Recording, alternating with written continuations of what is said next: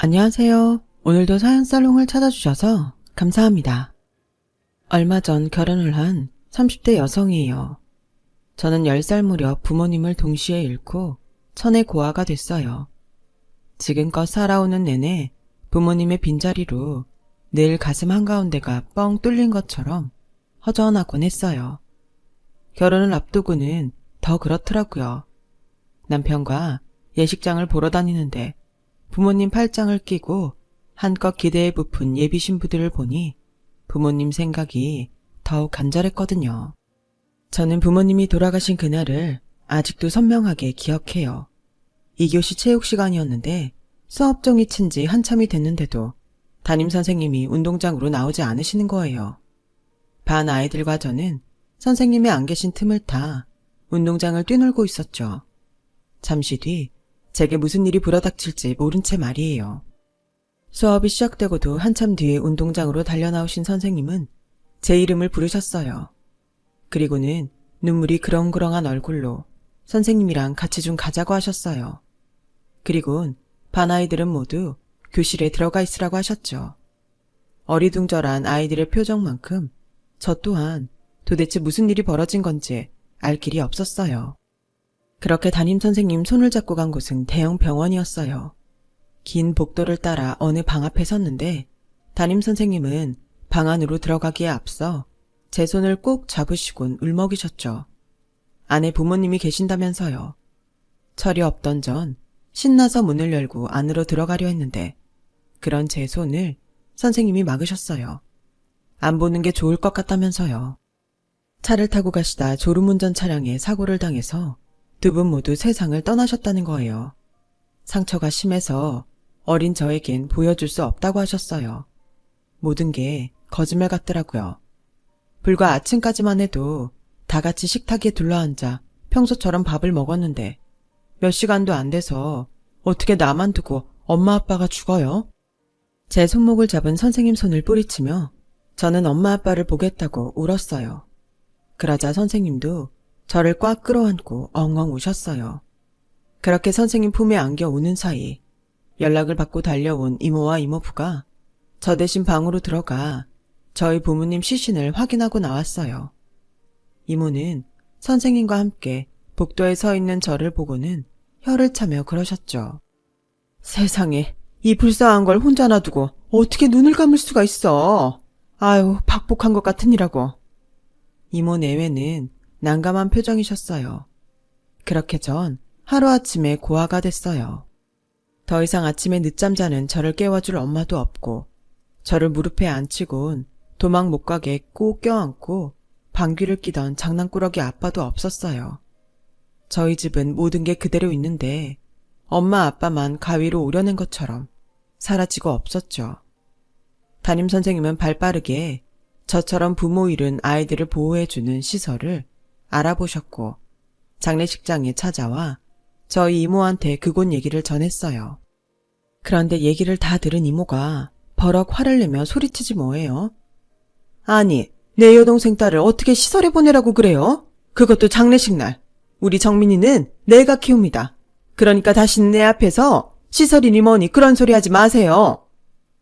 이모의 호통에 담임선생님은 잠시 당황하셨지만 이내 저희 이모 손을 잡으시며 감사하다는 인사를 전했어요.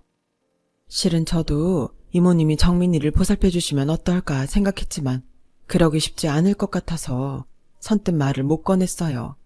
그런데 이렇게 먼저 말씀해 주시니 얼마나 감사한지 몰라요. 학교에선 제가 잘 돌볼 테니 정민이가 상처받지 않게 잘 보살펴 주세요. 어쩌면 그때 선생님이 알아봐 주신 시설에 들어갔다면 제가 지금 이렇게 공개적으로 사연을 보내는 일 따위는 없었을지 몰라요. 그랬다면 상처도 덜 받았을 거고요. 장례가 끝나자 이모네 식구들은 저를 돌봐준다는 명목으로 저희 집에 들어와 살게 되었어요. 엄마 아빠가 하던 식당도 이모랑 이모부가 맡아서 하게 되었고요. 담임선생님은 제가 걱정이 되셨던지 저에게 일어나는 변화에 대해 매일 물어보셨고 저를 통해 이모네 식구가 저희 집에 들어온 사실과 저희 부모님 가게를 맡아 하시게 됐다는 것도 다 알게 되셨어요. 이모는 가게 일로 바쁘단 핑계로 제 준비물도 잘 챙겨주지 않았고 체육복도 제때 빨아주지 않아서 저는 늘 흙이 묻고 땀냄새가 나는 체육복을 그대로 입고 다녔는데 선생님은 그런 사소한 것까지 체크하고 계셨더라고요. 아무래도 겉으로 내색은 않으셨지만 내심 걱정이 되셨던 모양이에요. 그리고 얼마 뒤 담임선생님이 변호사를 한 분 대동하고 저희 가게로 오셨어요. 이모 내외가 가게 일로 바빠서 저녁밥은 매일 가게에 나가서 먹곤 했는데 마침 그때 오셨더라고요. 선생님이 모시고 온 변호사는 이모와 이모부 앞에서 제 앞으로 남겨진 유산을 정리한 문서를 보여주며 아이가 성인이 될 때까지 유산을 어떻게 관리할 건지 물었어요. 그러자 이모가 버럭 소리쳤죠. 아니, 아무렴 내가 내 조카 돈을 뺏기라도 할까봐 이러는 거예요? 오갈 데 없는 애 돌봐주겠다는 사람한테 상은 못 줄 망정 이렇게 파렴치한 취급을 해도 되냐고요? 그러자 담임선생님이 말했어요. 이모님 마음이야 저도 잘 알죠. 하지만 요즘 정민이 상태를 보면 제대로 보호받고 있다는 생각을 할 수 없어서 걱정돼 그래요. 물론 이모님께서 언짢으신 건 알지만 담임으로서 아이를 지켜야 할 의무도 있는 거니까 이해해 주세요. 그래서 말인데요. 제가 정민이가 성인이 될 때까지 특별 대리인이 되어주고 싶습니다. 정민이도 이미 동의한 거고요. 그래서 이렇게 변호사님을 모시고 찾아왔습니다. 그러자 이모부가 당황한 듯 물었어요. 특별 대리인? 아니, 혈육인 우리가 있는데 무슨 특별 대리인입니까? 막말로 피 한 방울 안 섞인 선생님을 우리가 어떻게 믿고 정민이를 맡겨요? 말도 안 되는 소리 마세요. 그러지 말고 제 얘기 좀 들어보세요. 더 듣고 자시고 할 것도 없어요. 내가 얘 이모입니다. 혹여라도 내가 조카 유산 빼돌릴까봐 걱정돼서 그러는 거라면 변호사님 앞에서 각서라도 써드리죠. 정민이가 성인이 되면 집이며 가게는 물론 내 동생 내외가 남긴 돈까지 고스란히 돌려주겠다고요. 정민이가 성인이 되는 그날 바로 되돌려줄게요. 됐습니까? 완강한 이모와 이모부 탓에 결국 담임선생님은 특별 대리인이 되지는 못했어요. 그래도 성과가 없었던 건 아니에요. 담임선생님 덕분에 이모는 제가 성인이 되면 부모님 유산을 되돌려주겠다는 것과 저를 방치할 경우 담임선생님한테 대리인 자리를 넘기겠다는 내용의 각서를 썼고 변호사 사무실에서 공증까지 받을 수 있었거든요. 하지만 이모 내외한테 각서는 그저 종이 조각에 불과했어요. 이모는 제가 자라는 동안 용돈도 한 번 준 적 없고 중학교에 입학할 때도 교복도 사주지 않아서 담임선생님이 몇 번이나 찾아와 약속을 이행하라고 닥달을 하고서야 교복을 사주었거든요. 남들은 학교가 파하면 학원에 가기 바쁠 때에도 저는 늘 집과 학교만 오갈 뿐이었어요. 틈틈이 초등학교 때 담임선생님이 자습서랑 문제집을 들고 찾아오셔서 햄버거나 피자도 사주시고 때로는 공부도 도와주시곤 했어요. 힘들더라도 조금만 참아. 선생님이 옆에서 지켜보고 있으니까 걱정 말고. 알았지? 정말이지 선생님이 안 계셨다면 어떻게 그 시기를 보냈을지 저도 잘 모르겠네요. 중학교를 졸업한 저는 어른들 몰래 아르바이트를 해서 용돈벌이를 했어요. 그렇게 번 돈으로 재료를 사다가 머리핀과 팔찌, 목걸이 등을 만들었고 친구들과 함께 주말마다 홍대 놀이터에 나가서 팔았어요. 다행히 손재주가 있어서 가지고 나간 물건들은 제법 잘 팔렸어요. 부모님이 살아계셨다면 어린 나이에 돈 걱정을 할 일도 없었겠지만 그땐 그런 생각조차 사치 같았어요. 어떻게든 살아야 한다는 생각뿐이었죠. 하지만 고등학생이 되고는 성적에 신경을 써야 했기 때문에 전처럼 액세서리를 만들어 내다 팔 시간이 좀처럼 나지 않았어요. 학원이나 가해 도움 없이 혼자서 성적 유지를 하는 것도 버거웠거든요. 이런 저와는 달리 이종 사촌 오빠는 이모의 전폭적인 지원하에 과외와 학원까지 다녔지만 결국 대입에 실패하고 말았어요. 이유는 하나였죠. 오빠는 공부엔 소질도 관심도 없었고 여자랑 노는 데만 빠져 있었거든요. 그 돈을 나한테 투자했다면 적어도 대학엔 들어갔겠다 생각했지만 그 말을 입 밖으로 내뱉지는 않았어요. 이모는 사촌 오빠를 대입 합격률이 높다는 값비싼 재수학원에 보냈어요. 하지만 공부에 관심이 없던 오빠는 이모 눈을 피해 놀러 다니기 바빴죠. 그런 오빠를 보니 부럽더라고요. 고3이던 저는 대입도 걱정이지만 대학 등록금 걱정이 더 컸는데 말이죠. 하루는 너무 속상하고 답답해서 초등학교 때 담임선생님을 찾아갔는데 선생님이 그러시는 거예요. 정민인, 다른 거 생각 말고 어떻게든 대학에 합격할 생각만 해. 등록금은 선생님이 어떻게든 받아줄게. 장하다. 이렇게 잘 자라줘서. 왜 그런 말이 있잖아요. 세상에 나를 응원해주는 사람이 하나만 있어도 역경을 헤쳐나갈 힘이 생긴다고요. 그 당시 저 역시 그랬던 것 같아요. 선생님을 만나고 오면 왠지 힘이 나고 뭐든 해낼 수 있을 것 같은 자신감이 생기곤 했거든요. 그리고 담임선생님의 기대에 힘입어 저는 그의 대입 수시에 합격했어요. 인류대는 아니었지만 그래도 인서울 대학 중 취업률이 꽤 높은 학교였어요. 그런데 제가 수시에 합격했다는 말을 들은 이모가 그러는 거예요. 어디 대학 같지도 않은 데 붙어놓곤 벌써부터 대학생 신용이야? 너 대학 등록금이 얼만지 알기나 해? 등록금 낼 돈도 없는 주제에 대학은? 일찌감치 정신 차리고 돈 벌 궁리나 해. 이날이 때까지 너 키우느라 등골이 휘니 뭐 생각은 안 하니? 이래서 머리 검은 짐승은 거두는 게 아니라고 하는 거지. 어쩌면 기집애가 은혜 갚을 생각은 눈꼽만큼도 하지 않고 지 실속 차릴 생각만 한다니. 그래, 혹시라도 네가 헛되이 꿈꿀 줄 몰라 하는 말인데 나 너 대학까지 보낼 능력 안 되니까 학비대 달라는 말일랑 꺼낼 생각도 하지 마. 돈 들여 재수까지 시킨 아들은 대학에 떨어지고 학원 한 번 안 보낸 조카만 대학에 붙자 화가 난 이모는 등록금을 못 대준다고 엄포를 놨어요. 그런 이모한테서 등록금을 받아준 건 초등학교 때 담임선생님이었어요. 저희 가게로 찾아오신 담임선생님은 그 사이 많이 늙으시고 살도 많이 빠진 상태였지만 그날따라 눈빛은 유독 빛났고 목소리에도 평소보다 힘이 들어가 있었어요. 그동안 제가 부모님께 받은 유산으로 식당으로 벌어먹고 살았으면서 한 번이라도 수익금 정산을 한 적 있냐고 따지시며 정 대학 등록금을 안 내주겠다면 소송을 걸 거라고 엄포를 놓으셨어요. 그제야 마지못해 이모는 대학 등록금을 내주셨어요. 그렇게 대학에 들어간 저는 성인이 될 그날만을 기다렸어요. 그런데 누가 돌아가셨다고요? 그럴 리가 없어요. 지난주에도 저랑 멀쩡히 통화를 하셨는걸요. 담임선생님 남편을 통해 선생님의 부고를 전해 듣게 된 거예요. 암 진단을 받으신 지 좀 됐는데 그동안 차도를 보이다가 갑자기 상태가 악화돼선 병원에 입원하고 만 하루도 안 돼 숨을 거두셨다더군요. 그동안 제가 걱정할까봐 투병 사실을 숨겨오셨다고요. 하늘이 무너지는 것 같았어요. 이젠 정말 세상 어디에도 기댈 곳이 없다는 생각에 홀로 세상에 버려진 기분이 들더라고요. 부모님이 돌아가셨을 땐 너무 어려서 실감이 안 났는데 선생님이 돌아가신 그때는 마치 부모 잃은 아이처럼 영정사진 앞에서 목 놓아 울었어요. 그렇게 전 선생님과도 이별을 했어요.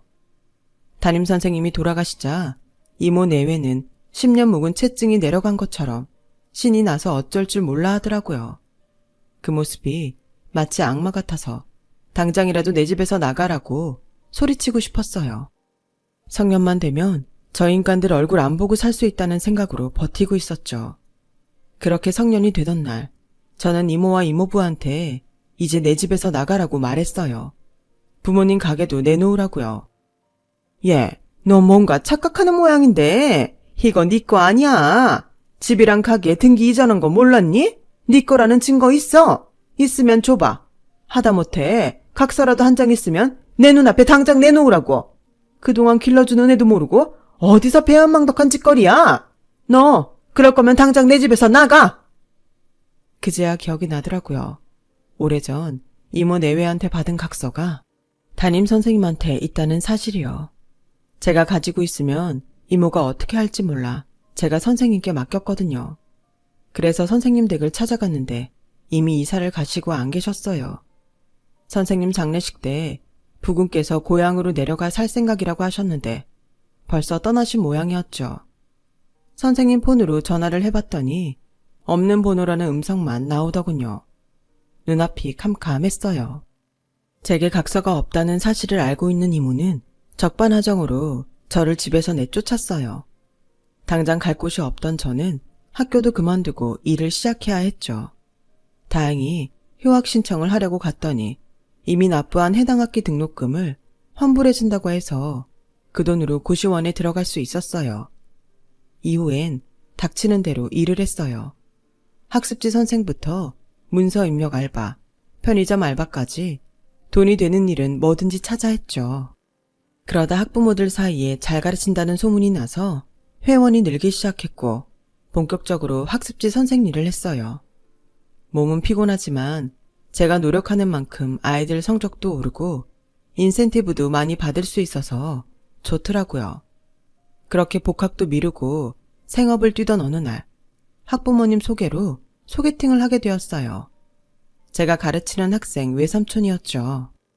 소개팅이 잘 되면 모를까 안 되면 서로 불편한 사이가 되기 때문에 몇 번이나 거절했었는데 학부모님이 그런 거 상관 말고 한번 만나보라고 성하셔서 하게 된 거였죠. 우리 큰애랑 둘째까지 선생님한테 배웠잖아요. 그게 벌써 몇 년인데 선생님이 어떤 사람인지 잘 아니까 내 사촌동생도 소개하는 거예요. 걔 정말 괜찮은 애예요. 무엇보다 시집살이 걱정 안 해도 돼요.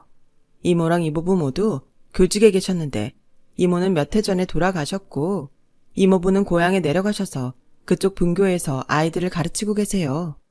본가가 거기에 있어서 나중에라도 자식한테 얹혀 살 생각 없으시대요.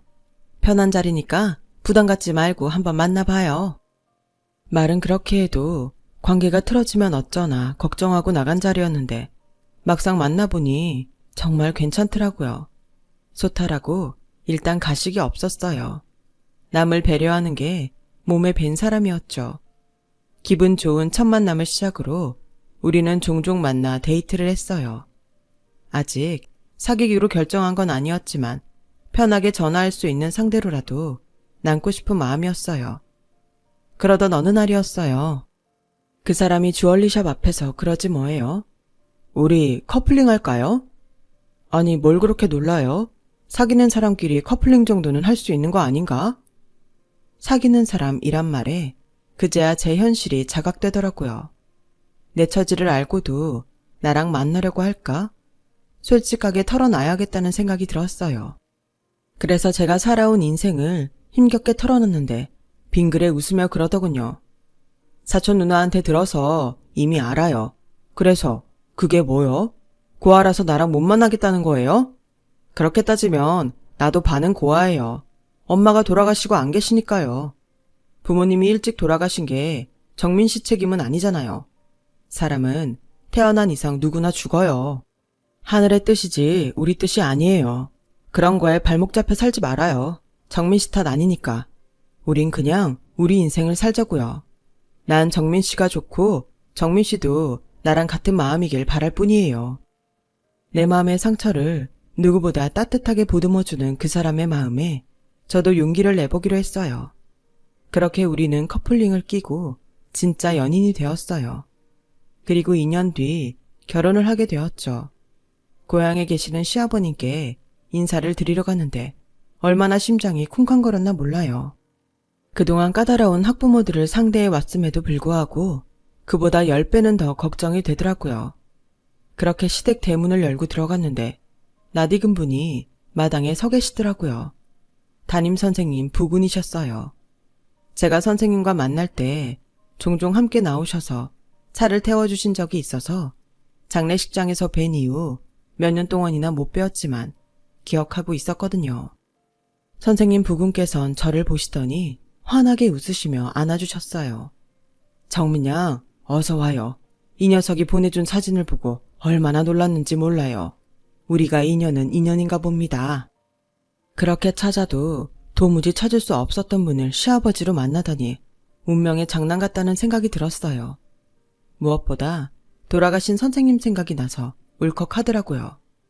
그동안 어떻게 지냈냐고 물으셔서 집을 나와 혼자 살고 있다고 했더니 낮은 한숨을 쉬시더라고요.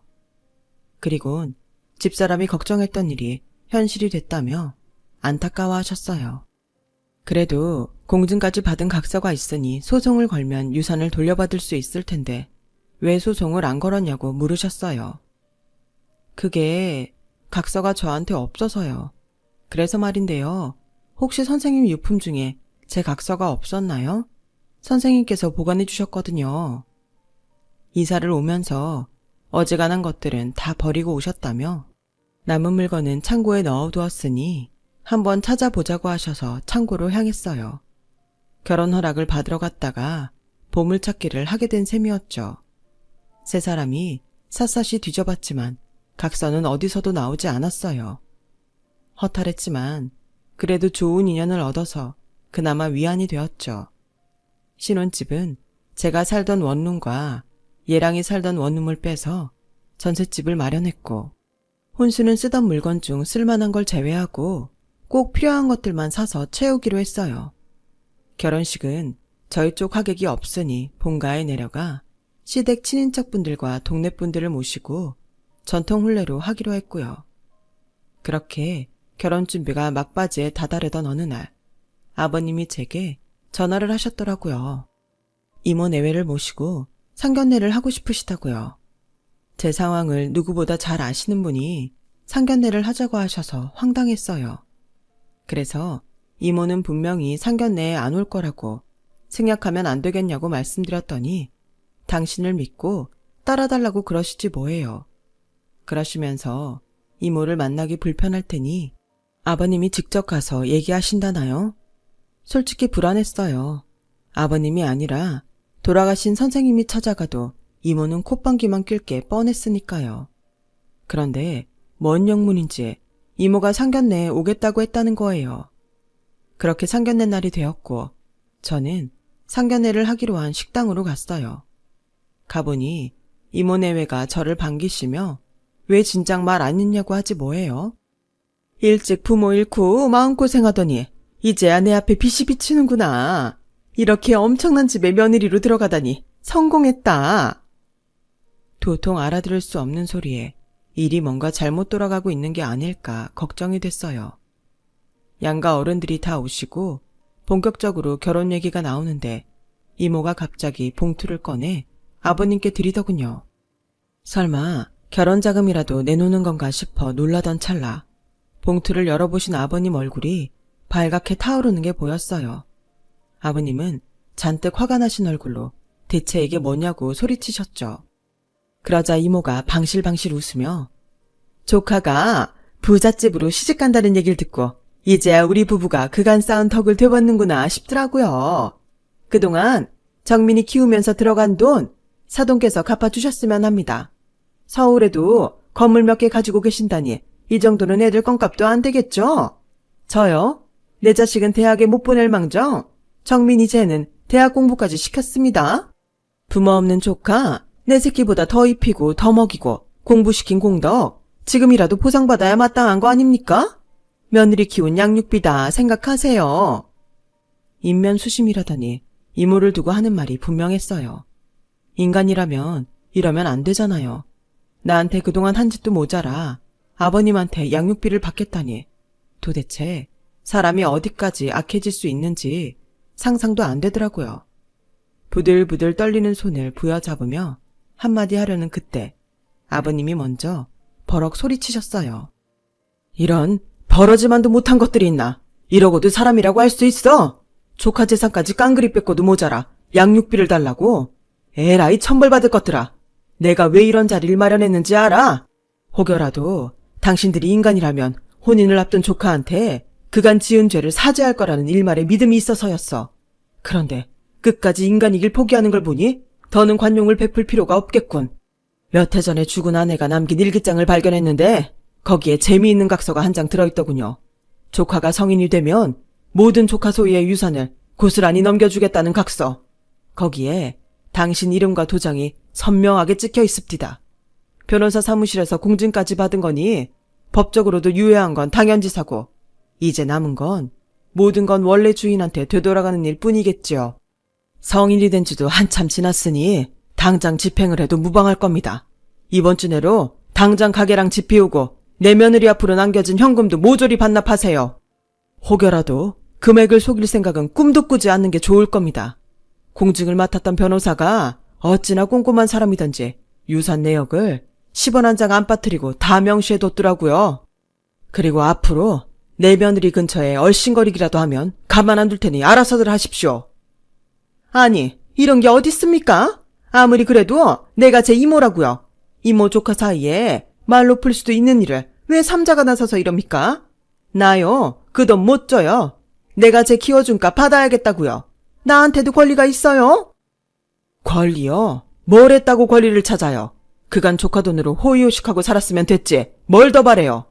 정민아, 넌 이제 우리 집 사람이니 앞으로 네 아빠만 믿어라.